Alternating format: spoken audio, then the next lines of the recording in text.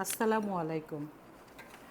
এক কাপ চায়ের বন্ধুরা, আপনাদের সামনে আজকে আবার অন্য একটি বিষয় নিয়ে এসেছি, কিন্তু এই মুহূর্তে বোধহয় খুবই আলোচনার দাবি রাখে। বিষয়টি নিয়ে যে আমি খুব বেশি বোদ্ধা মানুষ তা নয়, কিন্তু একজন শিক্ষক হিসাবে এটি আমার মনে হয়েছে যে আপনাদের সঙ্গে ভাগাভাগি করি। সেটি হচ্ছে যে আমাদের যে বর্তমান শিক্ষা উপদেষ্টা, তিনি দায়িত্বভার গ্রহণ করার পরে কিছু কথা দেখা যাচ্ছে যে কারিকুলামের ব্যাপারে, কারিকুলাম নিয়ে আমাদের অনেকের মাঝেই ক্ষোভ ছিল, প্রশ্ন ছিল এবং এটা নিয়ে বিক্ষোভ হয়েছে, লেখালেখি হয়েছে। বহু অভিভাবক তাদের মত দিয়েছেন এবং এটার বিরুদ্ধে বলেছেন, কেউ পক্ষে বলেছেন। পক্ষে বিপক্ষে প্রচুর মতামত আছে এবং যারা এই কারিকুলামের সঙ্গে জড়িত ছিলেন তার পক্ষে কথা বলার জন্য বা বিভিন্নভাবে বলেছেন এবং বিতর্কিতও হয়েছেন এবং প্রচুর ভুলে ভরা বিষয়বস্তু আছে পাঠ্যপুস্তকের মধ্যে, সেগুলো নিয়েও কথা হয়েছে। আমরা যদি কেউ এই ব্যাপারগুলো মাথায় রাখি বা এর সঙ্গে জড়িত থাকি, তারা সবাই আমার ধারণা মনে আছে প্রত্যেকের আমাদের। সেই কারিকুলাম নিয়েই কথা হচ্ছে। কারিকুলাম যদি পরিবর্তিত হয়, আমি জানি না হবে কি না, যদি হয় তাহলে আমাদের বোধহয় কিছু বিষয় মনে রাখা দরকার। সেটি হচ্ছে, এবার এটা আগেও মনে হয়েছে, এবার খুব বেশি করে মনে হলো। আমরা সবসময় মনে করি আমাদের বাচ্চারা কিছু জানে না বা কিছু জানতে চায় না, শুধু তারা মোবাইল টেপার মধ্যেই বা গেম খেলার মধ্যেই নিবদ্ধ। কিন্তু এবার আমাদের ভুল ভেঙেছে। আপনারাও যদি বাংলাদেশের প্রতিটি জেলা, ঢাকা শহর তো অবশ্যই, দেখা যাচ্ছে বাচ্চারা যেভাবে ট্রাফিক কন্ট্রোল করেছে, দেওয়াল লিখন, গ্রাফিতি যেটি বলি আমরা, দেওয়ালে বিভিন্ন জিনিস লিখেছে। ঢাকা বিশ্ববিদ্যালয়ের দেওয়ালের কিছু লেখা আমি দেখলাম, গ্রাফিতি দেখলাম। সে বিভিন্ন আন্দোলনের সময় উল্লেখযোগ্য বিষয়গুলো, যেগুলো তারা বলতে পারেনি এতদিন, সেই বিষয়গুলোকে এই গ্রাফিতির মাধ্যমে তুলে ধরা হয়েছে। এবং প্রতিদিনই আমরা দেখছি বিভিন্ন ক্ষেত্রে, বিভিন্ন জায়গায় এই ছাত্র সমাজ, নিজের সমাজের পদচারণা। কিছু জিনিস হয়তো অনেকের কাছে বিতর্কিত মনে হচ্ছে, কিন্তু কিছু জিনিসে কিন্তু তারা খুব পজিটিভলি কাজ করছে। হ্যাঁ, এখন অনেক মানুষ কাজ করতে গেলে দু চারটা ভুলভ্রান্তি হবেই, আর এরা তো অল্প বয়সী, একেবারেই কম বয়সে। তো এইটা দেখে আমার মনে হলো যে আসলে এই জেনারেশনটা যারা বিশ্ববিদ্যালয়ে, তাদের হয়তো বেরোতে আর খুব বেশি সময় লাগবে না, কিন্তু যারা কলেজ পড়ুয়া আছে বা স্কুলের শেষ ধাপের দিকে আছে বা মধ্যম ধাপের দিকে আছে, তাদের বোধহয় আমাদের গড়ে তোলার জন্য যথেষ্ট ভূমিকা রাখার সুযোগ আছে। কারিকুলামের ক্ষেত্রে আমরা বাংলা, ইংরেজি বা সমাজ অনেক কিছু পড়ি। সায়েন্সের জন্য সায়েন্সের সাবজেক্ট, আর্টসের জন্য কমার্সের জন্য সেটিকে একীভূত হবে কি না, একটার সঙ্গে সবগুলো পড়বে কি না, পছন্দসই পড়বে কি না, কলেজে যাইতে পরিবর্তন হয়, সেটা অন্য বিতর্ক, ওইটার মধ্যে আমি যাচ্ছি না। আমার কাছে মনে হয়েছে কিছু বিষয়, বোধহয় কিছু বিষয় এই কারিকুলামের মধ্যে অন্তর্ভুক্ত করা দরকার। আমি কারিকুলাম স্পেশালিস্ট নই। এবং আরেকটি বিষয়, কারিকুলাম যারা করবেন কোনো দলীয় পরিচয় মানে পরিচয় নিয়ে যেন না করেন। অর্থাৎ যিনি যোগ্য, কারিকুলামের উপর যার দক্ষতা আছে, লেখাপড়া করা আছে, দেশ বিদেশের কারিকুলাম সম্পর্কে যার জ্ঞান আছে, এবং এই 2024-এ এসে যেটা প্রয়োজন, কারণ এই বাচ্চাটি শুধু বাংলাদেশেই থাকবে তা কিন্তু না, পৃথিবীর যে কোনো প্রান্তে সে যেতে পারে তার পড়াশোনার জন্য, তার কাজের জন্য। সেই উপযোগী করে গড়ে তুলতে যে ধরনের কারিকুলাম দরকার, সেটি যেন তৈরি করা হয় এবং সে কারণেই যোগ্য মানুষ, দক্ষ মানুষ কারিকুলামের সঙ্গে যাতে জড়িত থাকে, সেটি আমার চাওয়া। দেখা যাচ্ছে আমি নিজেও কিন্তু শিক্ষক হিসেবে বাইরে, দেশের বাইরে প্রশিক্ষণ নিতে গিয়েছি। আমরা শিক্ষকরা অথবা আমাদের কর্তা ব্যক্তিরা, মন্ত্রণালয়ের জন বা সরকারের যা থাকেন যারা, তারা এই প্রশিক্ষণগুলো নিয়ে আসার পর তারা দেখে আসেন, দেখে এসে সরাসরি ওই দেশের বিষয়টাকে আমাদের উপর চালিত করার চেষ্টা করেন, পরিচালিত করার বা চাপিয়ে দেওয়ার চেষ্টা করেন, বা ওইটাই আমাদের মধ্যে এটা পরিচয় করিয়ে দেন। অর্থাৎ ওই কারিকুলামটা বা ওই শিক্ষার পদ্ধতিটাকে আমাদেরকে গ্রহণ করতে বলা হয়। গ্রহণ করতে অসুবিধা নাই, কিন্তু আমাদের প্রতিষ্ঠানগুলো সঙ্গে তাদের প্রতিষ্ঠানের অনেক ক্ষেত্রেই বিভেদ আছে। বিভেদ বলবো না, আলাদা। কারণটা হচ্ছে যে আমাদের একটি প্রতিষ্ঠানে, একটি স্কুলের একটি ক্লাসে যে পরিমাণ স্টুডেন্ট থাকে, উন্নত দেশগুলোতে কিন্তু তা থাকে না। এবং উন্নত দেশের শিক্ষক যারা থাকেন তারা কিভাবে পড়ান সেটাও কিন্তু আমাদের দেশের শিক্ষকরা সেইভাবে প্রশিক্ষণ নিতে পারে না। 1 মাস বা 2 মাসের ট্রেনিং নিয়ে বা প্রশিক্ষণ নিয়ে হঠাৎ করে যে সেই ব্যাপারে স্পেশালিস্ট হয়ে যাওয়া বোধহয় সম্ভব নয়। এবং সমস্ত কিছু আমাদের উপযোগী করে যদি সেটি আমাদের উপরে চাপানো হয় বা আমাদের এটা শেখানোর জন্য আমাদের কারিকুলামে যুক্ত করা হয়, তবেই সেটি কিন্তু কার্যকরী হবে, না হলে কিন্তু কার্যকরী হবে না। এবং দেখা যাচ্ছে কিছু বেসিক বিষয় আমাদের কারিকুলামে নেই, যেমন নৈতিক শিক্ষা। এই যে দেশে প্রতিদিন দুর্নীতির খবর পাচ্ছি আমরা, হাজার হাজার কোটি টাকার লোপাটের খবর শুনছি, হাজার হাজার কোটি টাকা দুর্নীতি করে গড়ে তুলেছে, শত শত হাজার একর জমি এক একজনের দখলে রিসোর্ট তৈরি করেছেন, শত শত ফ্ল্যাটের মালিক হয়েছেন, দেশে বিদেশে প্রচুর বাড়ি করেছেন, ব্যাংক ব্যালেন্স ভর্তি করেছেন। এগুলো কেন করেছেন? একটা মানুষের জীবনে, এক জীবনে আমি কয়েকদিন ধরেই ভাবছি কত টাকা লাগে। একটা মানুষকে প্রতিদিন তার 1 লক্ষ টাকা খরচ করতে পারে? যদি না পারে তাহলে হাজার কোটি টাকা সে কতদিনে বাঁচবে? তার একটা প্রত্যেক মানুষের একটা বেঁচে থাকার সময় আছে, তাই না? চাইলেই তো একটা মানুষ সারা জীবন বেঁচে থাকতে পারে না, সেটা সম্ভব নয়। আর সম্ভব নয় বলেই এই যে টাকা পয়সা কার জন্য জমাচ্ছেন, তাও আবার অবৈধভাবে দুর্নীতি করে, মানুষকে কষ্ট দিয়ে, মানুষকে বেকায়দায় ফেলে। আমার ধারণা এই মানুষগুলো নৈতিক স্খলন যদি না হতো, অর্থাৎ নৈতিকতার শিক্ষা যদি হঠাৎ করে কিন্তু শেখা যায় না, এটি একদম ছোটোবেলা থেকেই শেখা এবং প্র্যাকটিসের ব্যাপার। যে বাচ্চাদের বাড়িতে দেখবেন যে মিথ্যে কথা বলা হয় না, বাবা মা মিথ্যে কথা বলে না, সেখানে কি হয়? সেখানে বাচ্চারাও কিন্তু মিথ্যে কথা বলে না। কিন্তু যে বাসার ওই যে একটা মজার কৌতুক মতো আছে না, যে বাবা বলেছে বাবা বাড়ি নেই, সেই অবস্থা যখন থাকে তখন কিন্তু বাচ্চারাও মিথ্যে কথা বলে। তাহলে আমাদের সেই নৈতিক শিক্ষা, এথিক্স, নৈতিক শিক্ষাটা বোধহয় একেবারে যখন বাচ্চারা বইপত্র পড়া শেখে, অক্ষর পরিচয়ের সময়ের কথা বলছি না, তখনও শেখানো যাবে। সেটি মুখে মুখে তার আচরণ দিয়ে, গল্প দিয়ে, খেলার মাধ্যমে শেখানো যাবে, শেখাবে। পরবর্তীতে তার পাঠ্যসূচিতে এটি অন্তর্ভুক্ত করা, বিভিন্ন গল্পের মাধ্যমে। এটার পজিটিভ দিকগুলো কি, এই নৈতিক শিক্ষা না থাকলে নেগেটিভ দিক কী হতে পারে, কী ধরনের সাফারিংসের মধ্যে দিয়ে তাকে যেতে পারে, ক্ষতিকর কী হয়। পাশাপাশি দুটি উদাহরণ সেট করে বা নিয়ে বা দিয়ে, একাধিক উদাহরণ দিয়ে বোঝানো যে নৈতিকতা না থাকলে কি হয় আর নৈতিক হলে কি হয়। অর্থাৎ যেটা অন্যায় সেটা অন্যায়, যেটা ন্যায় সেটা ন্যায়। ন্যায় বলার জন্য সৎসাহস তৈরি করা, এটিও কিন্তু আমাদের খুবই জরুরি প্রতিষ্ঠানগুলোর। তো তাই আমার মনে হচ্ছে যদি কারিকুলাম পরিবর্তন হয় তাহলে নৈতিক শিক্ষার বিষয়টা কিন্তু খুব বেশি জোর দেওয়া উচিত।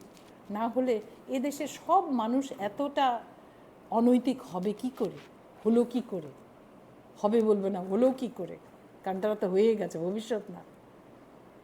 তার মানে আমি যদি 30 বছর বয়সে একজনকে বলি, বয়সদার, তাকে মিথ্যে কথা বলতে না বলি, সে কি পারবে হুট করে একদিন মিথ্যে কথা ছেড়ে দিয়ে সত্যি কথা বলতে বা সত্যি আচরণ করতে মানুষের সঙ্গে, বা সহযোগিতার আচরণ করতে? আপনারা অনেকেই হয়তো দেখে থাকবেন যে এটি চায়নার প্রথমে দেখেছি, তারপরে বোধহয় অন্য কোনো দেশের বাচ্চাদের মধ্যে দেখানো হচ্ছে, বাসে উঠেছে একজন গর্ভবতী নারী, একজন বসেছিল একটি ছেলে, সে উঠে গেল, ছোট ছোট বাচ্চাদেরকে দিয়ে কিন্তু করানো হচ্ছে, সে উঠে গেল, তারপরে সেই গর্ভবতী নারী বসলো, আর একটি ছেলে বা মেয়ে বসে আছে, একজন অসুস্থ বৃদ্ধ মানুষ বা বৃদ্ধা উঠলেন, সে বাচ্চাটি উঠে যেয়ে তাকে জায়গা করে দিল। এরকম করে দেখা যাচ্ছে যে একে একে অনেক সুস্থ যারা, তারা উঠে দাঁড়িয়ে, যারা অসুস্থ, যারা দাঁড়িয়ে থাকতে যাদের কষ্ট হবে, তারা তাদেরকে বসার ব্যবস্থা করে দিচ্ছে। এরকম আরও একটা দেখলাম হসপিটালের, সে একই রকম। কিন্তু আমাদের ক্ষেত্রে দেখা যায় কি আমরা এটা করি না।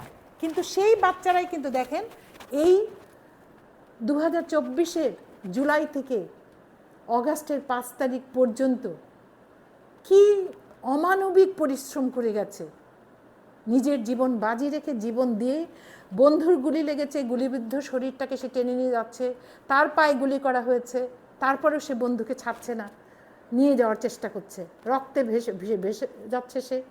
সে হয়তো বলছে, বন্ধু নিজে বুঝতে পারছে যার গুলি লেগেছে সে বাঁচবে না, সে অন্য বন্ধুকে বলছে চলে যেতে। এই সাহসটা কোথায় পেল সে? তার মানে আমাদের বাচ্চাদের মধ্যে সব কিছুই আছে, শুধু আমরা শিক্ষকরা বা আমাদের শিক্ষা ব্যবস্থায় সেটুকুর স্ফুরণ ঘটাতে আমরা পাচ্ছি না, আমরা ব্যর্থ। আমরা বাচ্চাদের দোষ দিয়ে লাভ নেই। আপনারা দেখেছেন এই বাচ্চারাই কয়েকদিন রাস্তাঘাট পরিষ্কার করেছে, রাস্তার পাশে ময়লা তুলেছে, খাল বিলের পাশে ময়লা, ডোবা থেকে পরিষ্কার করেছে, গাছ লাগাচ্ছে। তার মানে তাদেরকে কিন্তু কেউ বলে নাই, তারা কিন্তু নিজেরাই করছে। তাহলে আমরা যদি একেবারে ইনিশিয়াল স্টেজ থেকে, অর্থাৎ বাচ্চা যখন স্কুলে যাওয়া শুরু করেছে, পরিবার থেকে তো করবেই, প্রতিষ্ঠানে যদি আমরা এই বিষয়গুলো তার মধ্যে দিতে পারি, তার মধ্যে অনুপ্রবেশ ঘটাতে পারে, অর্থাৎ সে এগুলোকে ধারণ করতে পারে, ধারণ করার মতো করে আমরা যদি বই পুস্তক তৈরি করি এবং শিক্ষক যদি সেভাবে শিক্ষা দিয়ে থাকেন, তাহলে কি হবে? তাহলে কিন্তু আর এই হাজার কোটি লোপাটের খবর কিন্তু শোনা যাবে না। মানুষ তখন মানবিক হবে, যে ভবিষ্যৎ প্রজন্ম গড়ে উঠবে তারা মানবিক মানুষ হিসেবে গড়ে উঠবে। কারণ কোনো এই ধরনের কারিকুলাম না থাকা সত্ত্বেও, এই ধরনের কোনো বিষয়বস্তু না থাকা সত্ত্বেও, শুধু মানুষ হিসাবে এই প্রজন্মের, মজা করে সবাই গেঞ্জি বলছে, জিএনজি জেড আর কি, জি অ্যান্ড জে মানে জেনারেশন জেড, সেটাকে মজা করে সবাই জিএনজি বলছে, দুষ্টমি করে গেঞ্জি বলছে। অর্থাৎ এই প্রজন্মের যে বাচ্চাগুলো যাদের বয়স 22-23-এর মধ্যে আছে, তারা কিন্তু এই অসাধ্য সাধন করে দেখিয়েছে। তার মানে আমরা সব পারি, সব পারির দেশ বাংলাদেশ। বিশ্বের অন্যান্য দেশও কিন্তু অবাক হয়েছে যে ছাত্র বিপ্লবের মাধ্যমে সরকার পরিবর্তন হয়, এটি বোধহয় ইতিহাস যেটি বাংলাদেশ ঘটিয়েছে। ভাষার জন্য এদেশের মানুষ রক্ত দিয়েছে, সেটিও বোধহয় ইতিহাস, সেটাও বাংলাদেশে ঘটেছে। 10 মাস যুদ্ধ করে মুক্তিযোদ্ধারা এই দেশকে একবার স্বাধীন করেছে, সেটিও কিন্তু ইতিহাস। আমরা যদি ফিলিস্তিনের দিকে তাকাই, গাজার দিকে তাকাই, অনেক এই ইউক্রেনের বেশ কিছুদিন আগে শুরু হয়েছে, কয়েক বছর হয়ে গেল এর মধ্যেই, কিন্তু আমরা আমাদের মুক্তিযোদ্ধারা শ্রেণী পেশার নির্বিশেষে সাধারণ মানুষ, কৃষক, শ্রমিক, ছাত্র সবাই কিন্তু যুদ্ধ করে দেশটাকে স্বাধীন করেছে নিজের আত্মাহুতি দিয়ে, এবং নারীরা তাদের নিজেদের সম্ভ্রম দিয়ে। সেই রকম একটি দেশের কারিকুলাম সেই ধরনের হওয়া উচিত, যাতে বাক স্বাধীনতা থাকে, যাতে সেই দেশের নাগরিককে পালিয়ে বেড়াতে হয় না। কেন পালাতে হবে? কেন আমি সেই কাজ করব যে আমাকে পালাতে হবে? হ্যাঁ, একটা পালানো হয় অন্যায় করলে, আর একটা পালাতে হয় জুলুমের ভয়। দুটোই থাকবে না। জুলুম কেন থাকবে? জুলুম থাকবে না। একটা প্রবাদ আছে যে এখন যে অবস্থা দেখা যাচ্ছে, একটা গল্প আমার নানি বলতেন যে চিরাআলির মাঠ দেখে মুড়িয়ালিও পালাচ্ছে। অর্থাৎ একজন অন্যায় করেছে, তার অবস্থা দুরবস্থা দেখে আরও একজনও যে অন্যায় সেও করেছে, সে মানসিকভাবে দুর্বল আছে, সেই জন্য সেও পালিয়ে যাচ্ছে। এটা ঠিক। আপনি দেখবেন, আপনি যদি অন্যায় করেন বা আপনি যদি মিথ্যা বলেন, আপনি মানসিকভাবে দুর্বল থাকবেন। আমাদের সমাজে এত প্রতারণা কেন? কারণ আমাদের মধ্যে ওই নৈতিক শিক্ষার খুবই অভাব। দেখা যাচ্ছে আপনি যার উপকার করছেন সেই সবচেয়ে ক্ষতি আপনার করছে। আপনার ভালোত্ব বা আপনার মানবিক বিষয়টাকে কাজে লাগিয়ে আপনাকে সে এক্সপ্লয়েট করছে। আপনি তার দ্বারা প্রতারিত হচ্ছেন, এইটা থাকবে না। ওই যে বলে না যে সত্যি কি মিথ্যা কি, সত্যিই তো, সৎ কি অসৎ কি। সততা এখন আমাদের দেশে এমন একটা অবস্থা হয়েছে, উমুকে সৎ, উমুকে খুব সৎ, এটা আমরা বলি বিশেষণ হিসেবে। মানুষ সৎ হবে এটাই, এটা কোনো বিশেষণের বিষয় নয়। কেন অসতের পরিমাণে এত বেড়ে গেছে যে আমরা সৎকে আলাদা করে আইডেন্টিফাই করি, এটি থাকবে না। আমাদের যিনি শিক্ষা উপদেষ্টা হয়েছেন, যদি আমাদের কারিকুলাম পরিবর্তিত হয় তাহলে সেক্ষেত্রে এই বিষয়গুলো কিন্তু মনে রাখতে হবে। দেশাত্মবোধ যাতে আমাদের মধ্যে জাগরিত হয়, সেই ধরনের গল্প, সেই ধরনের প্রবন্ধ, সেই ধরনের কবিতা এখানে ইন্ট্রোডিউস করতে হবে। আর জীবনমুখী শিক্ষা, জীবনমুখী শিক্ষা বলতে আমি কারিগরি শিক্ষা।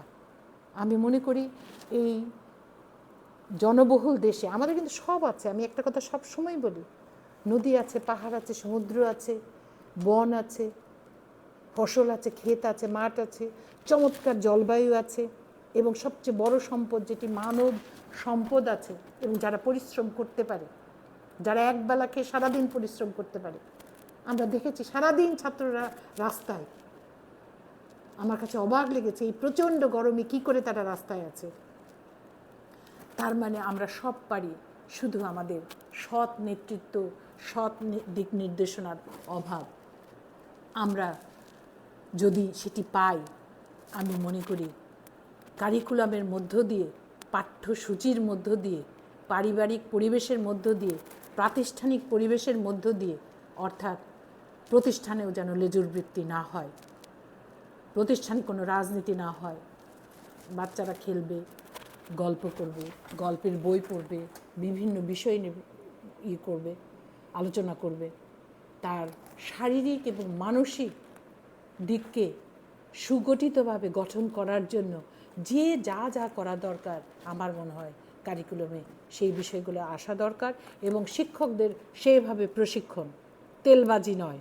আমি খুব সহজ একটি কথা বললাম, প্রচলিত কথা, তেলবাজি দিয়ে যেন কেউ কিছু না পায়, যোগ্যতা দিয়ে, যে শিক্ষার্থী বান্ধব হবে এবং যে সুন্দর করে উৎসাহ নিয়ে, আগ্রহ নিয়ে, শুধু ওই ক্লাসের পয়সার জন্য প্রশিক্ষণ দেবে বা একটি ক্লাস নেবে 1 ঘন্টা 1.5 ঘন্টার, সেটার জন্য না।